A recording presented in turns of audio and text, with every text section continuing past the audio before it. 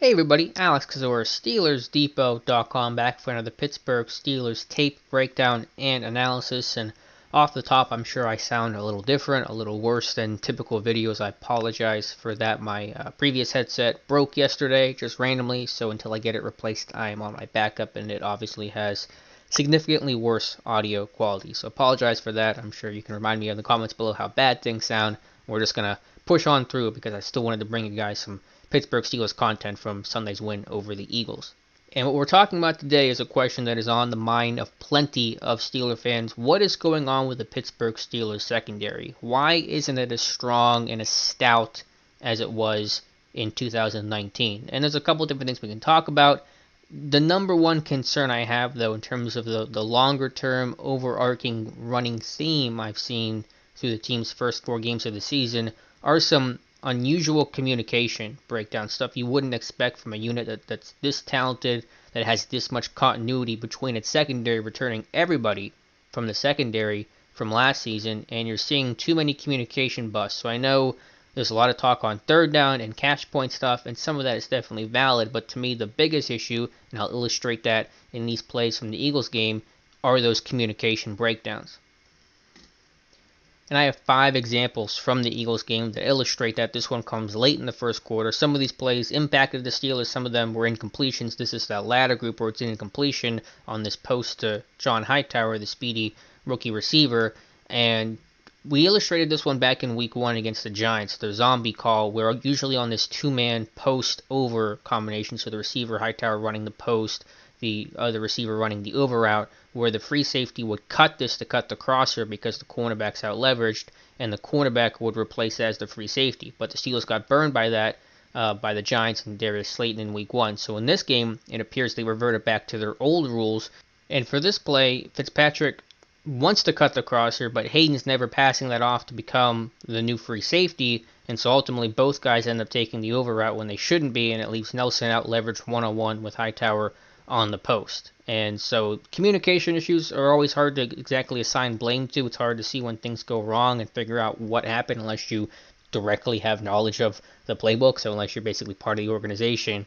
But this team seemed to revert back to its old rules, and there was some miscommunication. It appears in that change where Fitzpatrick should have stayed as a deep safety help because Hayden never passed this off, never became the free safety, and this could have been a big play to Hightower, and if that's completed, that is obviously a massive completion and potential touchdown. So just some miscommunication, it appears, that became a running theme from Sunday.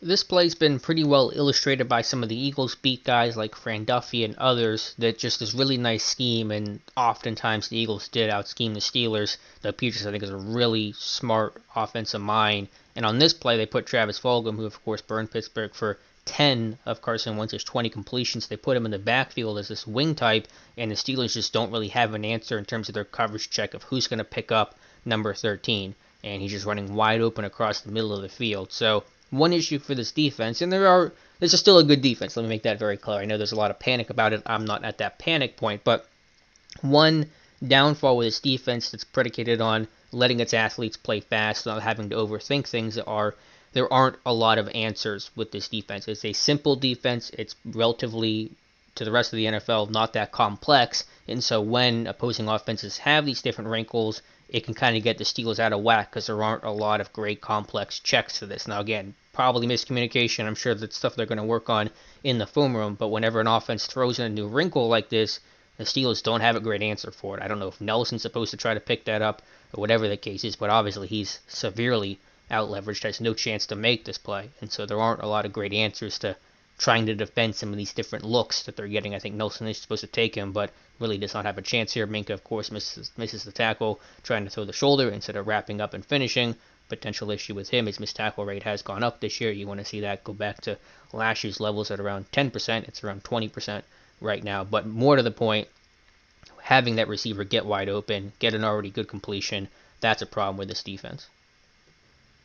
This play is J.J. Arcega-Whiteside's 37-yard completion at the end of the first half, and while that was bad enough, although time ran out on the Eagles, this probably should have been a touchdown for Philadelphia. And one running theme of this game, and we'll show another clip later on, is the Steelers struggling to defend bunch. Trips bunch to the top here, and the route distribution and passing that off cleanly and communicating effectively. We saw that issue over the season. It's happened before, and I'll put a tweet in a little bit later that shows the Denver game and some of the communication busts where receivers were running open. But you see this receiver right here. I think that's Fulgham. I'm actually not 100% sure who it is, but on this bunch distribution, you have two guys on the same player. You have Mike Hilton, and that's what Cam Sutton and Steven Nelson. They're all kind of grouped together. No one ends up carrying number one. Well, really not number one, but I guess number three, the receiver here, vertically, and he ends up running free. And had Wentz saw that, that's probably a touchdown to end the half and gives Philadelphia the lead,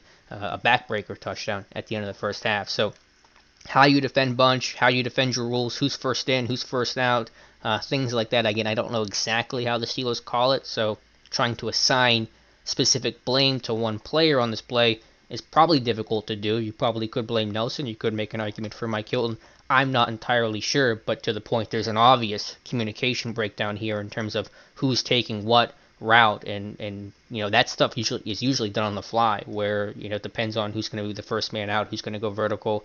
It depends on the overall distribution. This is kind of a sail concept at the top here with a vertical clear out run by Billy Fulgham, the corner route and the flat route, and this team has had trouble with sail concepts against Denver, for example, and you just can't have this receiver running wide open in a situation like that. You can't have him running wide open at all during a game, but ultimately Wentz goes elsewhere. Still a big completion, nice catch here by Whiteside. The half does run out, but yeah, that is a worry.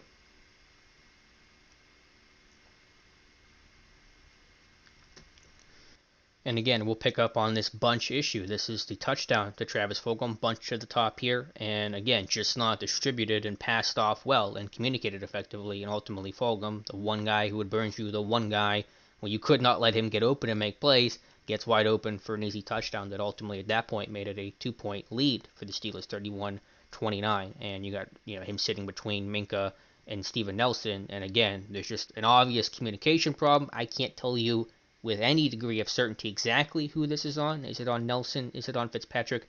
I'm not entirely sure. But there's an issue in terms of communicating, again, who's first man out, who's first man in.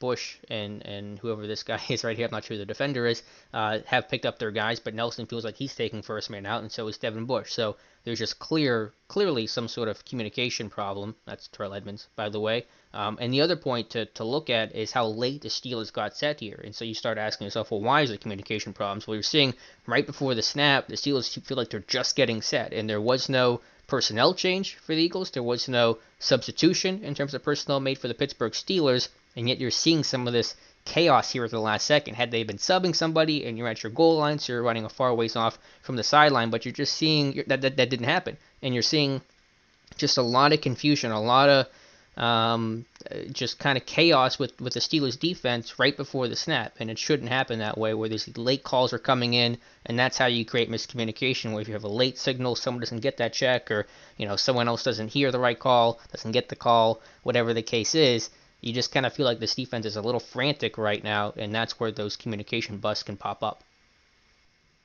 Last play we're going to look at, this is the successful two-point conversion for the Eagles. And again, you're just getting some receivers who are running wide open. And Zach Ertz here, the tight end, is going to go in the flat. And the whole defense is drawn to him, but nobody ends up covering the receiver Hightower in the back of the end zone. And so they're going to get this motion, and there should be clear communication. Is that going to be taken by Minka? Is it going to get passed off by somebody else?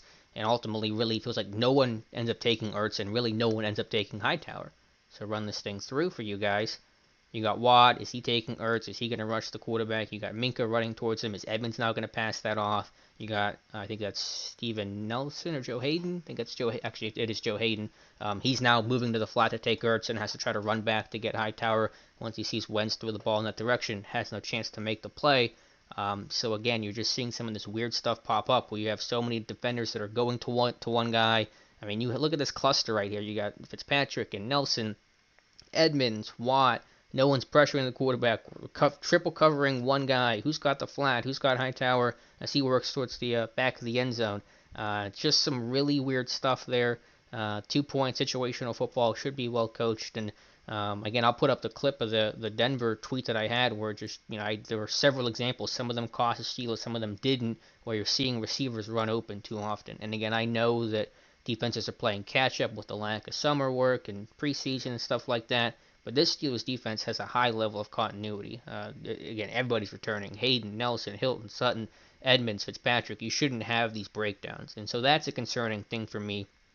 And I don't know if it's a central communicator issue with Devin Bush. I would like to think it's not. I don't know if it's the Steelers defense trying to do too much or to do too little. Generally, again, like I said, it's more of a simple, less complex defense. So do they not have enough answers to some of these things?